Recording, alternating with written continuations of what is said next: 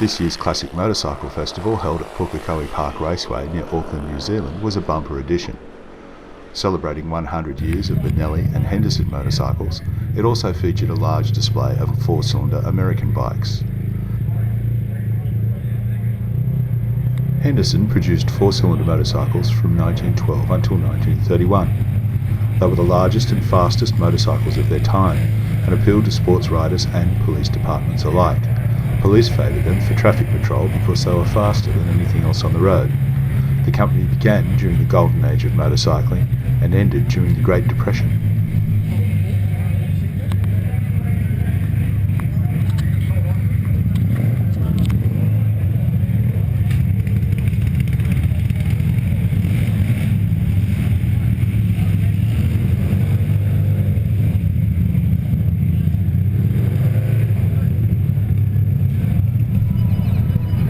Also featured on the bill was a large display of Ginger Malloy's race-winning memorabilia, a 1954 MV Augusta 500, a 1957 BMW 500, and a 1957 Jawa 500. Plus there was presentations by Graham Crosby and flyovers of Kitty Hawk and Spitfire aircraft. Okay, we're talking with Chris Hyland from Motormail, and Chris is out. What are you doing out here today at Pukekohe Classic meeting? Having fun on my little Triumph 350, enjoying the crowd and a day away from the shop. It's fantastic, really fun. How long have you had the bike? About 5 years now. Yes. Yep, she's been getting better each year, so getting faster and faster and more refined, and and a lot more fun, of course. Who does the preparation? Do you do that, or is I do pretty much all the spannering, the building. I've got some friendly engineers to machine things and make things, and do the things that I can't do. But no, this seems like part of this extended family of 3TA Triumphs. Is that yes, what they are? the Red Devil Classic team. Yeah, we're all started out of Graham Cole from Hamilton. Yep, he's dad. He started the club, and we've all gone on from there, and each own our own bikes, but they're all a little bit different. But it's a loose, friendly club. So he didn't build the basic thing for you to start with? No, we did our own thing. Some of us, he did some of them, but some of us have done our own thing. What did yours actually start from? Was it a road-going bike when you It was actually just a frame and an engine. It wasn't actually a complete bike. It came from the bits collection, the parts bin. Yes. Just got built up and refined. Let's go and walk around it. Sure. And just tell us a little bit about it. So what's the front brake off? That's an Italian front brake. It's an Italian Fontana, so it's a 4-leading shoe. Okay. Very nice brake. It stops on a dime, so it really is. Good as a disc. It kind of is really. Yeah, it really is fantastic. Siriani forks, which are again nice Italian forks. So they from the period, but they really do work. Yep. Triumph frame, standard, pretty much stock frame. 350 Triumph frame. Yeah. Yep. Stock rear wheel. Motors a stock 350. Heavily modified cylinder head, so we've got about 35 odd horsepower coming out of it now. Yes.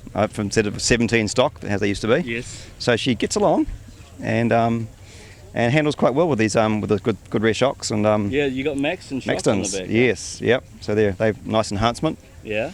Handling's important with a little bike. So, yes. You got to keep corner speed up. That's right. And you're running Dunlop front and rear. Yes. Yep. And they're fantastic tyres. Yeah. Really sticky. A little bit funny in the wet, but when it's dry. Got weather tyres? No, we're not allowed. We've got to stick with the same tyres. Oh, okay. Yeah. None of the slicks and tri was for the classics. Oh, darn. It's New Zealand, it can rain. Well, I know, but you got to just wing it, live with that. No, she's a lot of fun. I suppose it's got nice handling characteristics. Doesn't want to tuck the front or anything. No, like that, does it? No, it's not. It's quite a long low bike. So I'm reasonably light. So it comes together well. And you flat and top gear going into turn one on these things, or do you back off on a 350? You should. Today I'll be backing off a bit, since it's a bit wet, but normally you just keep it on. Yeah. No, a lot of fun. Fantastic. Well, thank you very much for your time. Plus there was a full program of spectacular racing and all the great sights, sounds and smells of yesteryear.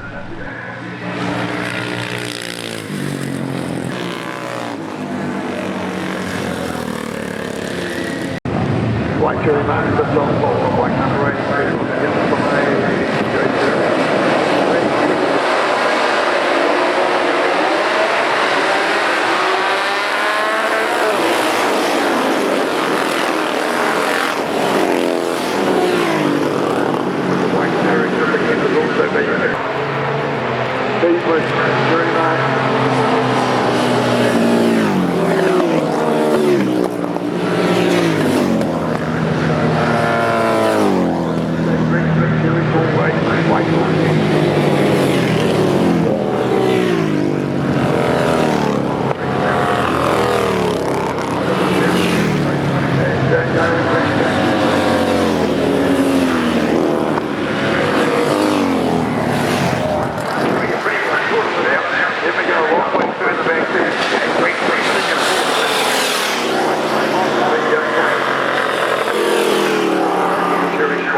the northern horse racing. I have the great pleasure of talking with Ginger Malloy, one of the legends of New Zealand motorcycle racing.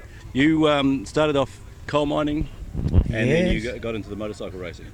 I originally was an apprentice mechanic, car mechanic, but I only lasted there for 2.5 years, and I dumped it and went to the coal mine because I tripled my, I earned £2.10 in the car mechanic, and at the coal mine I earned £15 a week, so I could afford to race then. Yeah.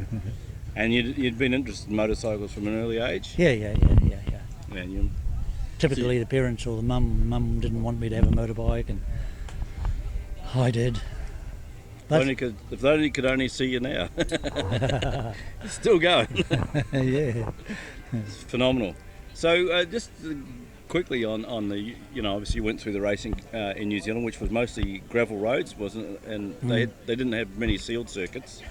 They were half and half. There was always a section of gravel or oiled dirt, yes, and then there was tar. I mean, when it was raining, you had to be very careful going onto the tar because the oil on them. Well, the oil would come off the dirt and go onto the tar, and it was treacherous. I've seen many a guy fall down, myself included. Yeah. And so, what sort of? I mean, did you race bikes with clip-on bars, or did you normal street handlebars? I've always had clip-ons. Yeah. So even on the dirt sections, that was all right. Yeah. You just get used to it. I quite preferred, or I liked dirt racing in the end because you didn't lean over. But obviously you got to lean over, but you'd brake and prepare for the corner early, and then you drive through. Yes. And a controlled drift. Yes. So even with clip-ons on it. Yeah. Well, that would have taken some doing. There's an event 12, event 12, please make your way to the dummy grid.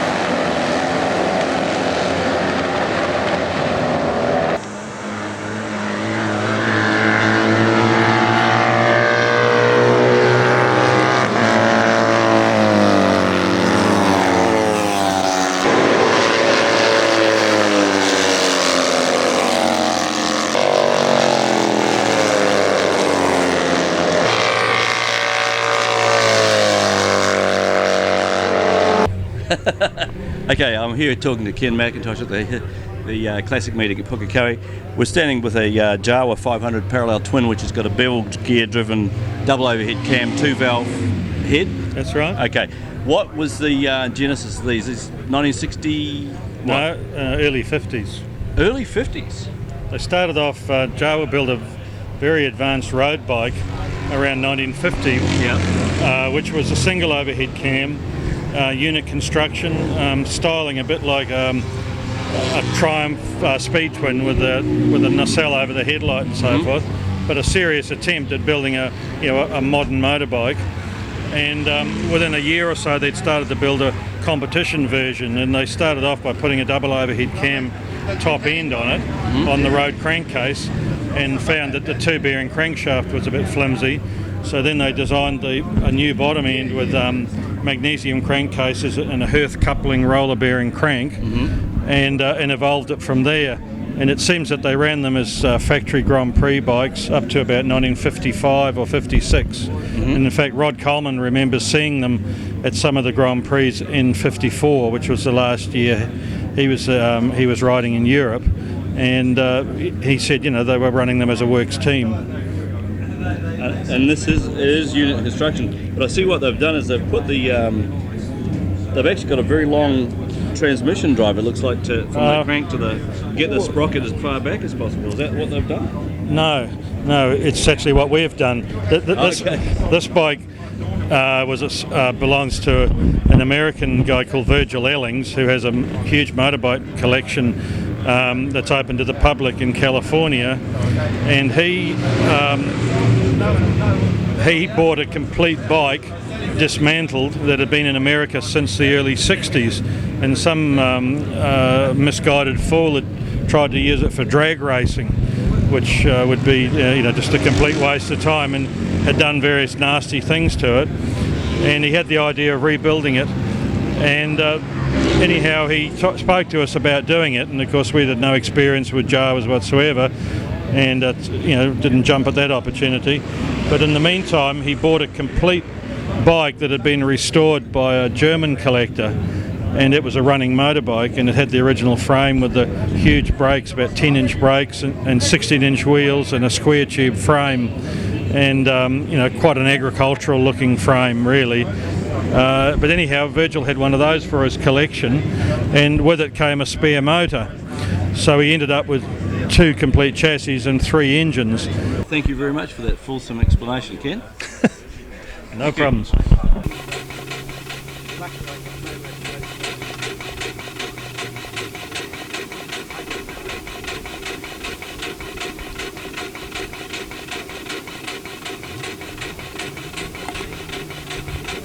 We were just talking to Nigel Weber from Cambridge, who built this steam bicycle, and it's quite a fascinating story because he did it all from photographs that he got from a museum in Washington. The gentleman who built this bike built it in the 1800s and developed it over several years, died racing it on a oval dirt track in 1896, and he didn't die from an accident, he died of a heart attack whilst riding the bike.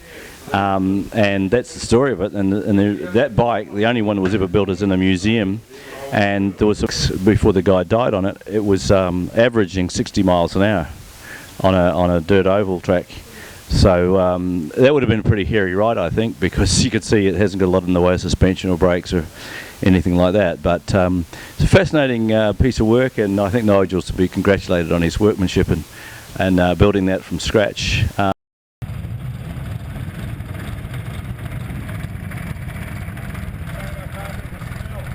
The Nimbus was a Danish motorcycle produced from 1919 to 1960 by Fisker and Nielsen of Copenhagen, Denmark. 2 basic models produced, both with a 750cc 4-cylinder engine.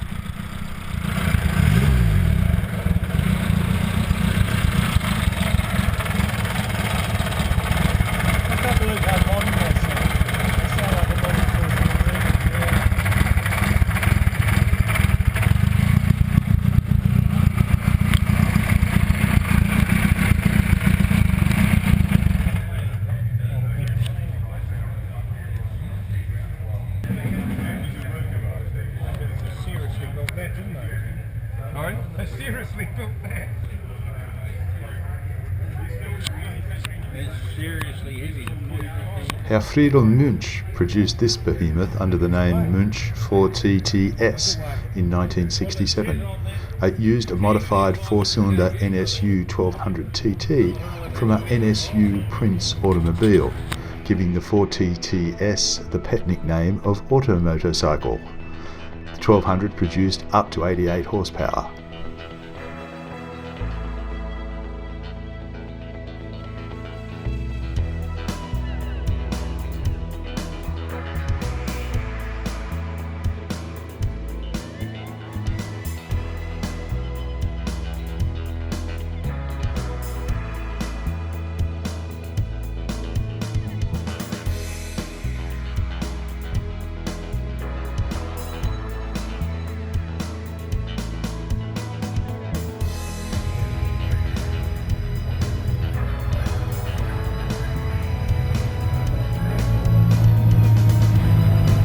The Ace Motor Corporation was a motorcycle manufacturer in operation continuously between 1919 and 1924, and intermittently thereafter until 1927. Ace Motor was eventually purchased by the Indian Motorcycle Company.